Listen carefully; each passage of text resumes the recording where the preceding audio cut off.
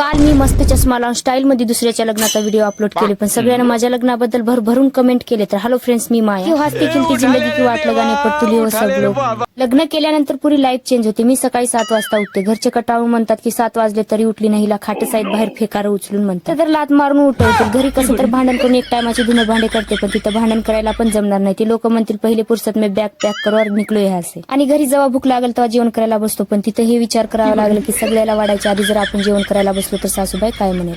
आणि भाजीमध्ये मीठ जर जास्त झालं तर नवरे मारतात म्हणून. मी तर घरी एवढा चांगला स्वयंपाक करतो तरी माझ्या घरच्याला आवडत नाही. नावं ठेवू ठेवू खातात. म्हणजे तिथं काय हालत होईल. लहान मुलासारखं असं दिवसभर कुरकुरी खात बसतो. तिथले बघले तर म्हणतील काय लहान लेकरासारखं दिवसभर तोंड चालवतच राहते.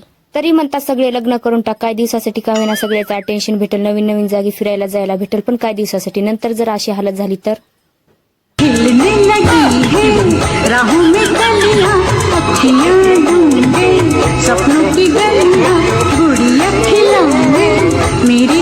झाल्यानंतर अशीच हालत होते. मैं तो जीते जी मर जाऊंगी. नशिबाने चांगला लाईफ पार्टनर भेटला तर ठीक. जर दारुड्या भेटला तर G90 मध्ये पाणी किती मिसळू म्हणून त्याच्या मागे दारूची बाटल घेऊन फिरावं लागेल.